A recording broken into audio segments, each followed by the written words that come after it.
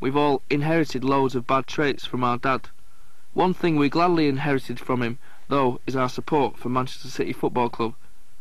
I remember Noel and even Liam being upset when City were relegated to the old second division back in 1983. It was that first drop that could have destroyed us as fans. We were young, we were heartbroken, but we decided to make the most of it. So to show our loyalty to the Blues, Noel and I went to nearly all the away games that season, as well as the home games.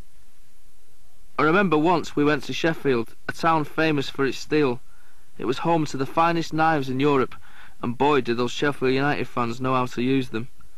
We'd gone down early on the train to get some serious drinking in before the match kicked off, but what we didn't realise though was that we'd stick out like sore thumbs even though Sheffield's only 40 miles away. We were ambushed by a mob of Sheffield United fans outside Rackham's store in the town centre. Noel was the first to get it, with his head pushed into the glass pane of a window. I ran over to help him and bumped into a girl pushing a kid in a pram, and then I saw nothing. Next thing I knew, I was waking up in hospital with a numb head and a nurse telling me I was being wheeled in to have my head x-rayed for a suspected fractured skull. I was thinking, I didn't come 40 miles to spend all day in hospital. Noel had been treated too, but we discharged ourselves and went to get a taxi to take us to the game. Anyway, Noel and I, much for the worse for wear, finally made it to Bramall Lane for kick-off and watched Man City play out a lame and tame draw. It's hard for me to talk about my brother Noel. Although I can't recollect a time when he wasn't around, he doesn't encourage closeness. You certainly wouldn't say he was loud. In fact, he's probably shyer than either myself or Liam until he gets to know somebody. Sometimes it's hard to imagine that Noel's a huge pop star who strangers stop me and pester me about. He's my brother.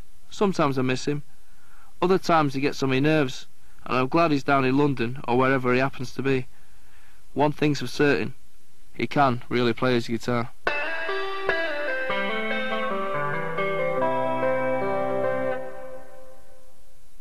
Noel used to go to lots of gigs when he was quite young. I remember him go to see Adam and the Ants with his girlfriend when he was about 13 or 14 at the Apollo in Manchester, and going with her to see the Sex Pistols film, The Great Rock and Roll Swindle. As he got older, he was always keen to meet other musicians and wished to be recognised by them for his talent. I think that's why Noel likes to hang out now with Paul Weller and people like that. Noel, Liam and I were constantly competing with each other in every way you could think of. Noel and Liam still are.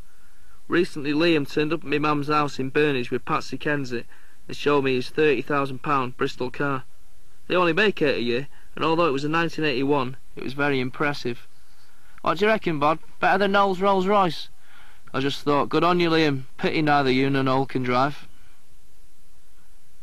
Noel was a keen follower of the local band scene in Manchester. He had been a huge Smiths fan. He bought each single on the day it came out and went to see them play at the GMX with New Order, The Fall, and some other Manchester bands in that one-off From Manchester with Love concert in 1986.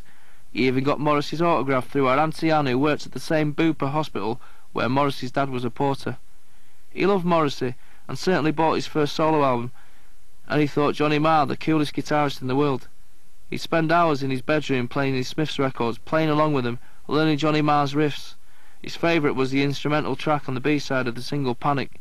It was called The Dre's Train. He drove us mad with that one. The Smiths and Johnny Marr really were crucial in helping Noel make up his mind that he was going to play music for a living. He'd done some taping and jamming around in Burnage. For a time Noel used to hang out with Paul Barsley.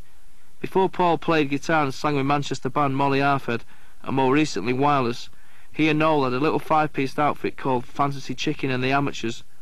Noel and Paul Barsley took it in turns to write songs and sing, although I remember Paul Barsley saying he once criticised one of Noel's guitar riffs as sounding like a cat crawling up an alley. Noel first met Graham Lambert at the Inspiral Carpets at the International 2 Club in Manchester. It must have been fate, because that was where, 25 years earlier, my mum had first met our dad, only then it was called the Astoria. It was the 29th of May 1988, and Noel was out celebrating his 21st birthday. The gig was James and the Stone Roses. Not a bad bill. Noel just got chatting to Graham about gigs and playing the guitar. Graham invited him onto the guest list for the next Inspiral Carpets gig, a week or so later. In July 1988, the Inspiral Carpets released a 12-inch EP, Keep the Circle Round, on Playtime Records, which was a big success. When Stephen Holt, the lead singer, left the Inspirals, It was big news in Manchester. Everyone thought he was mad. The hottest ticket for would-be vocalists in Manchester was to get that job as singer with the Inspiral Carpets. Noel was a fan and got on well with Graham Lambert, who's got a great sense of humour, and he really looked up to the Inspirals' Clint Boone. I think Noel saw him as some sort of mentor. Noel wanted to be their new singer. As fate would have it, they auditioned Noel but turned him down for the vocalist job. Noel was disappointed because they said his voice wasn't strong enough, but the Inspirals offered him a job with the band as a roadie and instrument technician. This gave Noel ample opportunity to expand his musical dexterity and get paid for looking after, setting up and playing about with guitar, bass, keyboards and drums. The fact that he could fiddle about with Clint's Farfisa organ, Graham's guitar and Noddy's drums during sound checks and rehearsals and all those hours on end in various studios over 4 and a bit years meant that by the time Noel left he'd more or less mastered every instrument. Noel started flying around the world with them.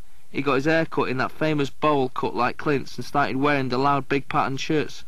In fact, by the time they had their first #1 album with Life, Noel actually looked more like a member of the band than the band members themselves. Towards the end of his time with them, Noel would play his own songs during sound checks for himself or whoever was around at the time. He may have kept himself very much to himself, but it was like when he strummed his guitar in his bedroom at night, you could see it was a letting go of something inside him.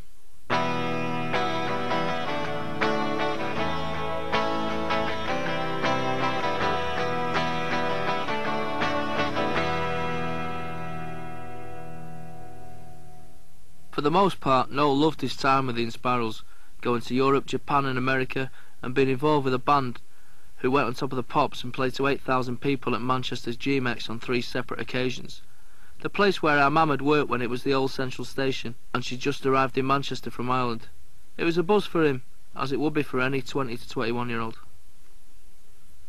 The Inspirals eventually sacked Noel around October '91, just before their last American tour. He had his own ambitions, and they felt his heart wasn't in the job anymore. It hurt Noel's pride to get the bullet from them, and he bristled about it for a good while. I think he realises now that he'd have done the same thing.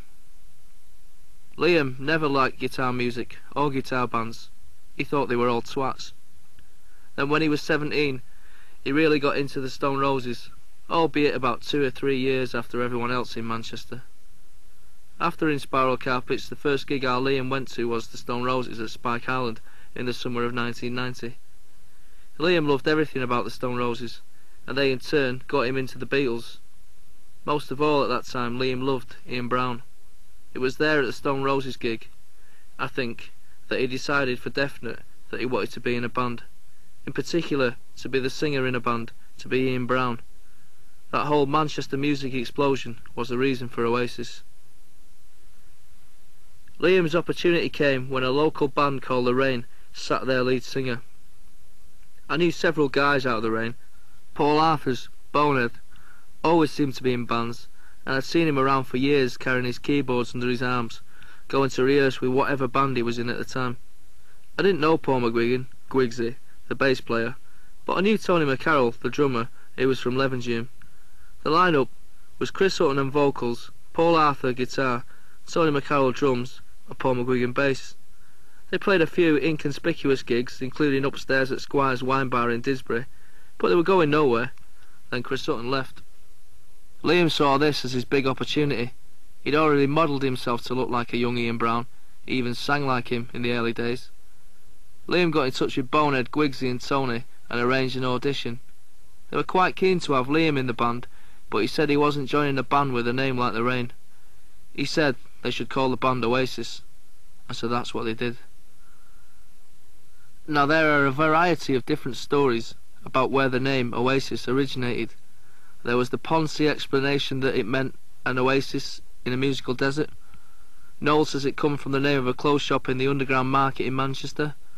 In fact, the truth is that the name came from an Inspiral Carpets poster that was